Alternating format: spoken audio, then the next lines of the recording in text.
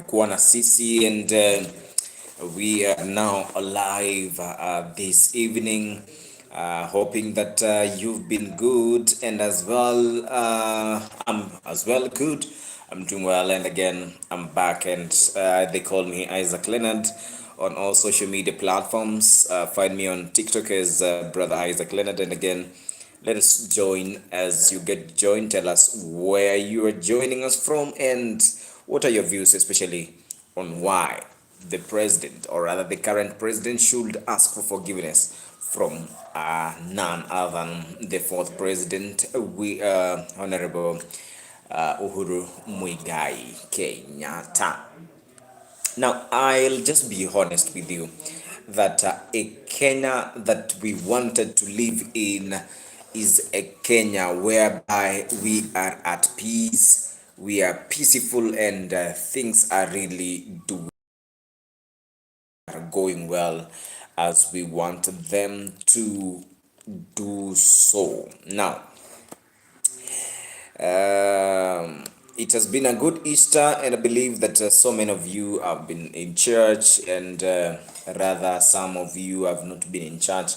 But what I believe is that you have actually celebrated your Easter in a nice way, or rather in a special way, wherever you've been. And again, we are back here to talk about the real facts and the real things that are really affecting the Kenya, rather mwananchi Kenya. So my very first thing that I'll actually look at today, especially when we are talking about politics, is that there are key reasons why the current president should be asking for forgiveness from the other president. Wanasema karma. I heard someone saying that karma, I don't know how karma pays, but again, it is what it is. Now, what happened during the reign of president, that is Uhuru Muigai Kenyatta? He ruled in a way whereby he governed the country with the assistance of William Samoei Ruto. Now, kwa mambo ya kawaida, let me just use Swahili on this.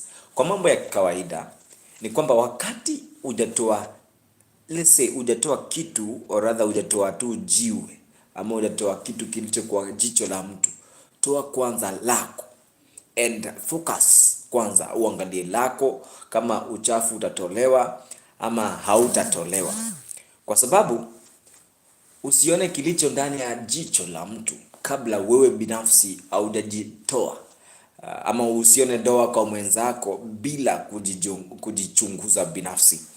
And that is what we are seeing today.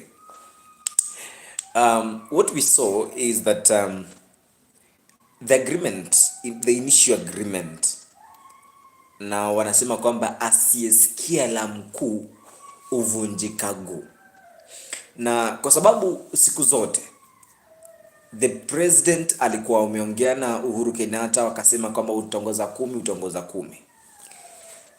President akaonelea kwamba si vizuri mimi nifanye kazi ama ni msupport huyu, chaguo langu ni Raila Amolo Odinga, the one you are seeing in that picture wakati ulipokuwa unaingia kutafuta haya mambo.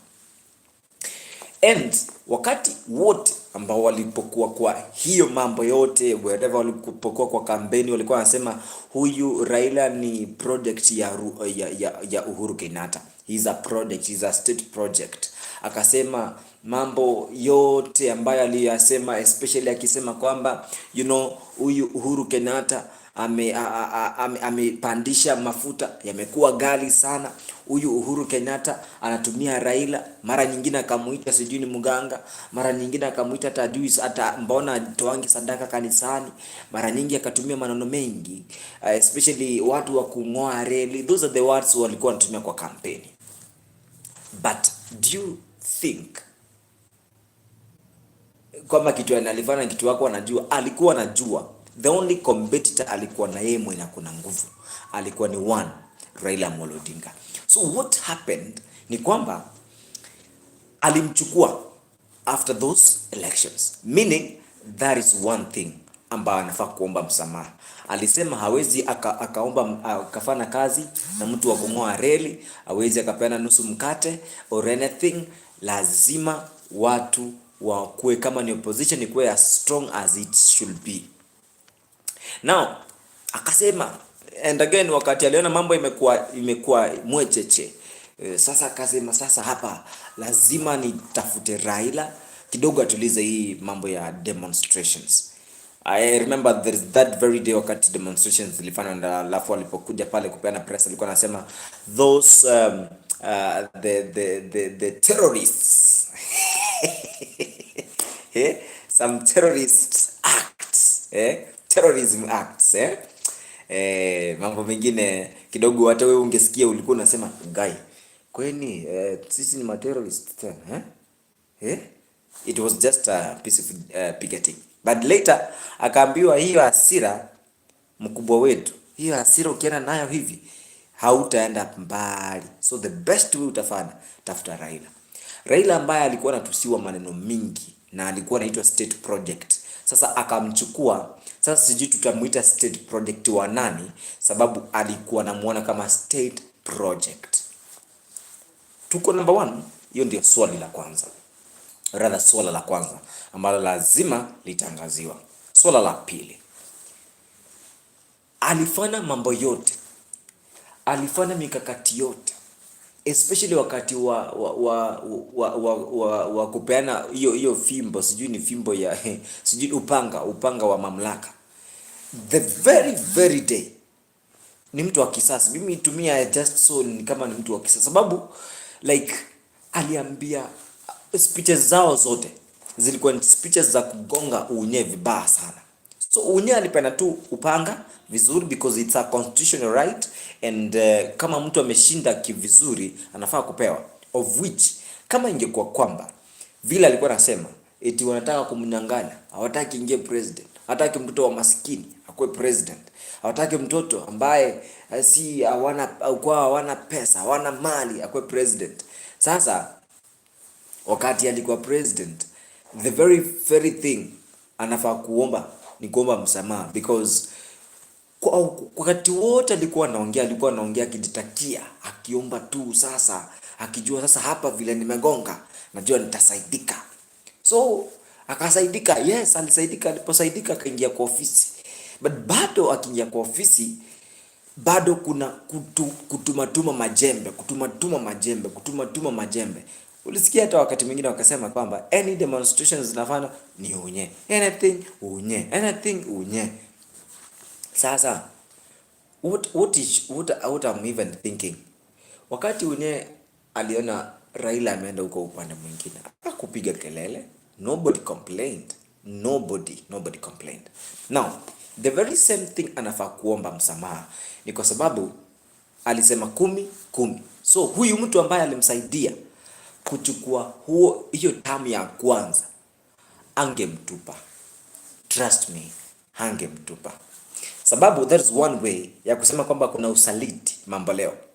Unaekewa vitu, unasema huyu alifanya na hiki na hiki, sababu haumtaki kwa hiyo ofisi, na hiyo ni usaliti ya haraka sana. How can you even have some disagreement within your first term, within the first 2 years? It's really unacceptable. Yani wewe kusema tu kweli, hata kweli kuna ndoa yenye inamaliza tu miaka 2 imekufa, unless basi ya mlikuwa mnatakana so that mfanye vitu fulani vipite. Because nakumbuka kuna watu ambao wanasema tunafanya harusi, hiyo pesa ikiletwa wakati wa siku ya harusi wanagawana, wanaanza kwenda hapo, wanasema sasa tumedivorce na mambo imeisha, lakini wamesaidiana vile wamesaidiana. No, that is not what I was saying.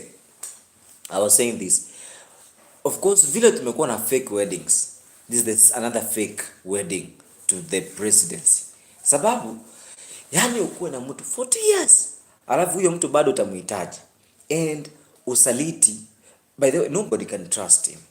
To me, mimi by the way nione kitu kama hicho siwezi amini. Because why?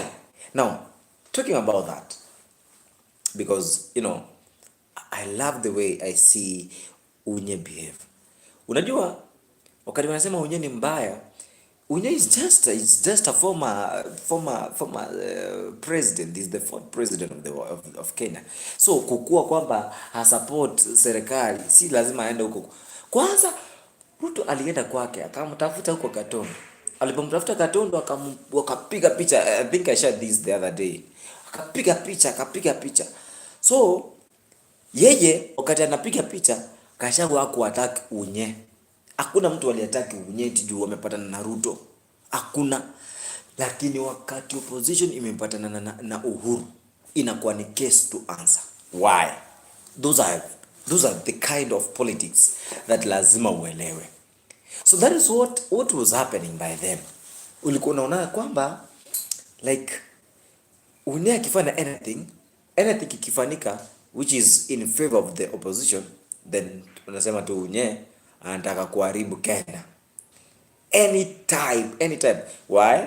Because he has got some energy, some weight, some kind of power ya kuongea, because watu wanamwamini, they believe in him. And another thing ni kwamba tuseme tu kweli, Unye wakiungana na Gachagua, tuko na Ndindi Nyoro, tuko na huyu Medhu, Seneta Medhu Nyandarua, it is all gone. Hakuna kitu na expect hapo, ishaenda na imeenda. So I was seeing him now back to where he is today. By the way, alienda Nyeri. Wakati alienda Nyeri, by the he never really had some fireworks back to Gachagua. Lakini akiwa out of Mount Kenya, hiyo ni kweli. Akiwa out of Mount Kenya anaongea hadi jina la mtu. Lakini sasa akiwa huko ananyamaza na anakuanga na tone nyingine mzuri sana. So I want us to say this. Sasa wacha nikae vizuri kidogo ndio niongee statements ambazo zitakusaidia you as a political politics follower, na ungependa kujua what is going to happen, and this is going to happen. This is actually irreversible. Gachagua and Uhuru, they are all together. They are all together 100%. Now, the opposition, that is going to happen, and this will surprise many, will have one candidate. As much as Owala ametoka kutoka huko Nyanza, hawezi kubalika kwa opposition, eti anataka presidential, hawezi kubalika kwa government, united opposition, hawezi kubalika huko. Owalo ni fake candidate. Is not going to benefit anything. Now, huyu mtu anapiga, wacha apige baadaye. So number 2, Maraga has no influence. So Maraga is going to get tired. He might not vie for presidential or for any seat in this country come 2027. Trust me, you take that to the bank, or rather to the nearest bank. Maraga will be a supporter, a grassroots supporter of none other than Fred Okengo Matiang'i. That will happen, and he will never vie for presidential as a presidential candidate of any party. The party will be consumed in the united opposition, but he will just be promised something. But the truth be told, he will not vie for presidency come 2027. Now, coming to where we are, the current mother that we have today, who is Mother Karua, she will not be on the ballot. She couldn't be on the ballot, and that is classified. But she will have to support the opposition. That is classified, so just follow this and take it to the bank. Or rather, let me just say, take it to the closest bank. Na kama kuna betting, just bet on this, because this is true and it's verified. What they are trying to show is that they are interested in ensuring that this current president goes home. Now, the other thing that I want to share is that the united opposition currently, it has been actually making some agreements zenye azionekani in front of camera or anywhere. They've been, I don't know if it's how can I call it, but it has been an engagement ambayo already they have a presidential candidate and so forth. So kwenda hapa mbele, don't expect kutawanyika kwa united opposition. Trust me, hakuna kutawanyika kwa united opposition, because they already have a candidate, and that candidate by the end of the year mtamjua. Reason ambayo the president has been attacking all the united opposition is because he doesn't really know clearly who is going to stand in that seat, or rather to be the flag bearer of the united opposition. So he's actually left blank. Unajua ile kuacha kwa tu left blank, unapiga shot alafu inatoka tu iko blank. So that is the same thing. Anajaribu kupiga tu mtu mmoja anapata ako blank. Akipiga Rigathi anamrudishia moja kali sana. Akipiga akapiga Matiang'i namrudishia ile moja, yani namuuliza all about accountability, because actually ukijaribu kuangalia what Fred Matiang'i is talking about is always concentrated on accountability and in terms of what the president has done for the Kenyans. That is what akipiga tu moja, Matiang'i anampea tatu za kumuuliza maswali. Akamuuliza kuhusu Kenyatta, akamuuliza kuhusu SHA, akamuuliza kuhusu mambo ya corruption, all that. Alafu sasa akashindwa cha kusema. Alafu yeye alimrudisha akamwambia mimi anayo sikuli kwako. I don't know. So that is what happens. Now, that is the truth. Ukweli ni kwamba united opposition, it is not going to be divided anytime until 2027. The only person, and I heard this Sifuna saying it today, kwamba yeye anaogopa watu ambao wanaweza nunuliwa wanaweza kuwa ni wa Kenya, but to him hawezi nunuliwa. And that is when alianza kusema mimi ninangoja kama Sifuna mwenye atanunuliwa ndio huyo, but with me sitanunuliwa. That's what Sifuna said today. And now reason ambayo lazima hii hata ikuwe nini, sahi hata Ruto aombe msamaha kwa Uhuru Kenyatta leo, kesho kutwa hawezi fanya anything. Juu opposition sahi ilishapangwa ikapangika ikamalizika. So the other thing that I wanted to mention is that huyu ambaye ni wa Tawe is going to actually go for the next term as the governor in Trans Nzoia County. He's not going to run for presidency, but he's going to support 100%. Support is going to go to Fred Matiang'i, especially on what he seems to be, because seeing on what he has been doing, he has met two leaders from Gusii land, that is Maraga and Fred Matiang'i, and from them you've never seen Maraga doing those rallies currently. He's actually not doing them, but he's actually campaigning. Ile inamwoni kwa camera, he's campaigning for Fred Matiang'i from Gusii land, because he will want him to sit in that table of dialogue.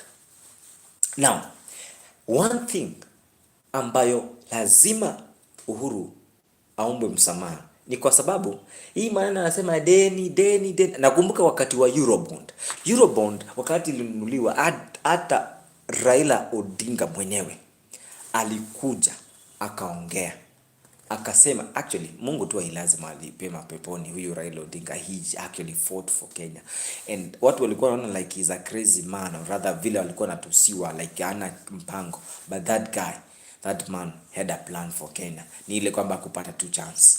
But again, now talking about this, nasema wakati Eurobond ilikuliwa, or rather kulikuwa na shutuma kwamba imeliwa, Raila Odinga came out clearly. But in an interview ambayo Ruto alienda, alisema those who are actually saying that Eurobond has been eaten, they are mad. That's what he used. Ati pesa ambayo imekuja inawezaje kukuliwa na sisi? So I'm asking, kama haikukuliwa, mbona mnasema it is a mess that was done during somebody? Na tunaambiwa na ni ukweli, facts straight, kwamba deni ambalo liko chini ya the current president, it is more than ile ambayo ilichukuliwa within the 10 years reign under the former president Uhuru Kenyatta. So whose blunder are we on? Whose blunder are we on? Actually, whose blunder are we on? Because we can't be saying, okay, if that is the mess, then are we economically stable? Because that's one thing that we should be asking ourselves. Are we economically stable? And actually, during the tenure of Uhuru Kenyatta's leadership, we experienced a lot of problems, be it drought, be it corona. It happened during his reign, and he sustained the economy even during that tough time. Those tough times has hazijawahi patana na Kenya under the reign of the current president. So we are asking ourselves, like, so then what is happening? So then whose mess are we talking about? Because by then there were no businesses that were actually happening. By then, social distance was really there and it was really tough. So my question is, we didn't have businesses, but the country ran nicely. And again, there's someone here who has never had a problem in his leadership, but again he's saying it is a mess created by someone. Try to know the mess and try to know a problem which was a worldwide problem. Currently, things, okay, if we are talking about accountability and again sustainability, in terms of sustainability, he actually requested that we do a G2G, a G2G communication, a G2G agreement, all about the fuel. So that happened, but the prices are not going down. Prices of fuel are not going down. That VAT which was put then during the time of Corona is still there up to now. So we are still saying we are still saying it is a mess created by someone, but you are in the same government. Then say mimi nilikuwa namsaidia kama deputy president and this happened.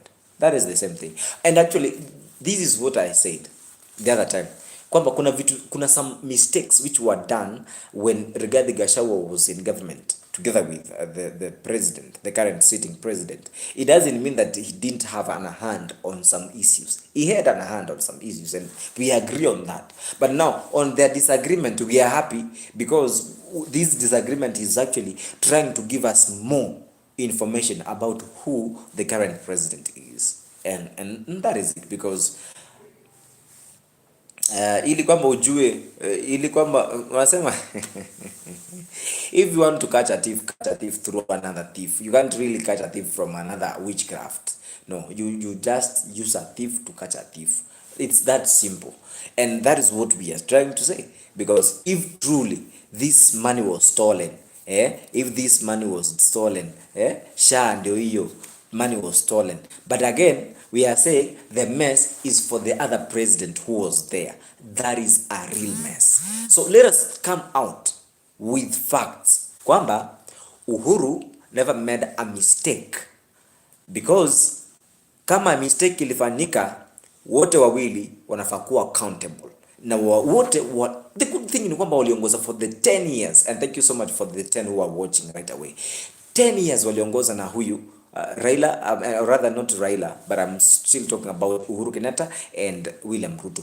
They governed for 10 good years, and he was in the seat of the deputy president and from that very time. Sasa maswali tunafaa kuuliza. Sasa wakati unaweka blanda ni kama bibi na bwana. Alafu bwana aseme tu blanda ni ya bibi, blanda ni ya bibi, blanda ama bibi aseme blanda ni ya bwana, blanda ni ya bwana kila wakati. Hapana. No, haiwezekani. Kuna vitu zingine hata bibi akikasirika hata kuongea.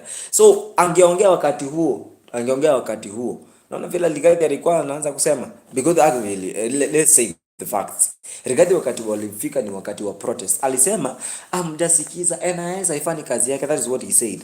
Akasema NIS haifanyi kazi yake, na mimi ninakwambia president withdraw that thing. Na actually ali withdraw, sababu hata hivyo the current MPs ambao tuko na wao pia wanatumika kama silaha ya kuattack the former president. Mara wewe unye leo uliona huyu mama Gladys Wanga alikuwa analia na alikuwa anaandika chief kwa kanisa, alikuwa ni akiongeongea akisema unajua Uhuru. Sasa sijui alikuwa anataka sympathy ama alikuwa ni nini, lakini anyway let us say alikuwa na homa. Sasa hiyo homa kwa sababu anataka kiti cha deputy president come 2027 which is going to be impossible, so akaanza kulialia huko akisema sijui wewe Uhuru, sijui Ruto alikufanyia nini, ulikuwa unaambia watu wa kwenu. Sasa kupea watu wa kwenu ushauri on the matters that you are seeing in your current country, because hata yeye, hata kama yeye ni former president, he's as well a Kenyan. He has got a hand in advising people. So you should be asking yourself, why is it that when he is visiting, when Uhuru was visiting President Ruto in State House, it was a good card because the opposition never attacked Uhuru Kenyatta. But when now Uhuru Kenyatta actually met, not even anything, he actually met the opposition in a matanga, a certain funeral. And when he met them in a certain funeral, he just greeted them and he gave advice to people. He didn't say that I want you to select someone. Of course, sasa hapo unaelewa, lakini sasa hakusema hakusema because eneo language yake ilikuwa inasema, you know, leaders are few but politicians are many, because I told you that they'll come with a sugar rewards. Our promise heaven, kama vasa hiyo tunakuwa promised Singapore, our promise heaven. Na akiwa promise heaven, mtaona hiyo heaven kwa umbali. Tutapita Singapore ndio tufike Canada. Diversion ya wewe ulisikia hiyo maeneo Singapore inapatikana kwa Biblia bwana. Wewe acha kutudanganya. Sasa umetoka kwa Biblia tumekuda kwa acha nikae vizuri. So in short, this is what I mean. This is what I want to say, that whoever who is following here today, there are so many things that we should ask William Ruto to ask for forgiveness. One is accountability. Whatever that he is facing in his administration right now is not affected by the former president. Because accountability in terms of what we are losing as a country, in terms of billions of money that we are losing from every sector, and actually even the current sector that we are saying that money has been lost. Yes, it's true. So it is true that money is getting on being lost because of lack of accountability. So we can't say the fuels being imported from the other countries through other people in the government. It's all about unye. No, you should ask for forgiveness for all about that. And again, because he was then a deputy president na aliona VAT ilikuwa iko juu na hajairegesha hadi sasa, na hilo wakati ilikuwa ni wakati wa corona, then he should ask for forgiveness on that, because he was crying about fuels, and up to now with the G2G agreement or rather contract, we haven't seen any big change. We are seeing a deduction of cents, shilling, 1 shilling, 2 shillings, 3 shilling, and after some time inafika na 20 shillings. Sasa kama sahi we are expecting, because ulisikia wakati Ichungu akiwa kwa parliament alikuwa anasema kama itashoot tena ifike mafuta itashoot kwa sababu ya wars which are happening. Of course wars are there, but it should not be affecting Kenya anyway, because maybe let's say kwa sababu ya mambo yale ambayo tulisoma in business due to demand. I don't know, but that is it. But again, when a contract which was sealed under the governance between the G2G contract and that deal which was sealed by then it means that they should not really add anything, because there was a tabled and a signed contract between the G2G contract. That is it. Anyway, that agreement is gone. Number one, hiyo accountability haiko.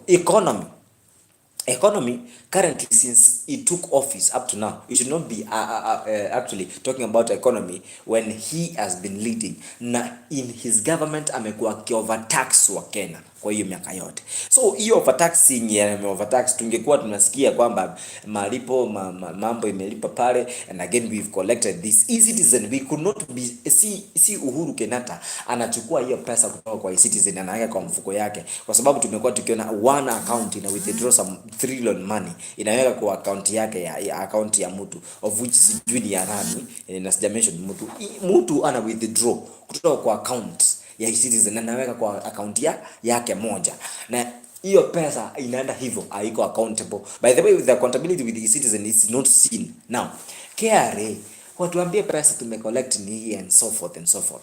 Number 3, mambo ya SHA, it's not really working.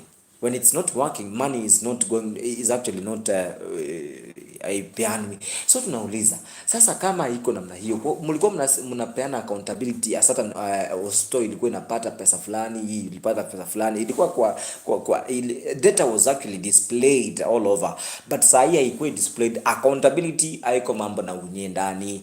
So SHA should be working by now, kwa sababu the 4 years that he has been in leadership, he should have come with a solution, a permanent solution towards what is actually affecting the Kenyans right away. Number 4 is that in terms of his leadership iko na challenge currently, so we should not be asking, he should not be asking us kwamba leadership iko na nini na nini na nini, as much as aliweka wale ma PS wote walikuwa marafiki wa president Uhuru Kenyatta, akuli na wao, hakai na wao. Sasa yeye wakati alichukua mawaziri akawaweka, unajua alijitia kitanzi mwenyewe, sababu ukiwaleta tena uwatoe, ndugu yangu, itakuwa another mark ambao umelose mingi sana, of which sahi unasikia watu wote wanalileta when alikuwa anasema wako associated na Uhuru Kenyatta, unaona wanaongea hawaongei, kwa sababu wanajua what is happening. Na ndio maana ulisikia Uhuru Kenyatta alikuwa anasema mimi ninasikiza ground.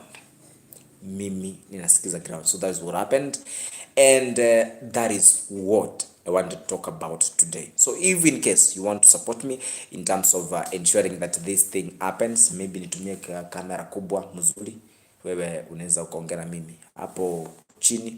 Kuko na mambo mingi iko hapo chini kwa description. You can have my number, you can have everything, and we can be glad having this all thing being streamed online. Thank you so much for following.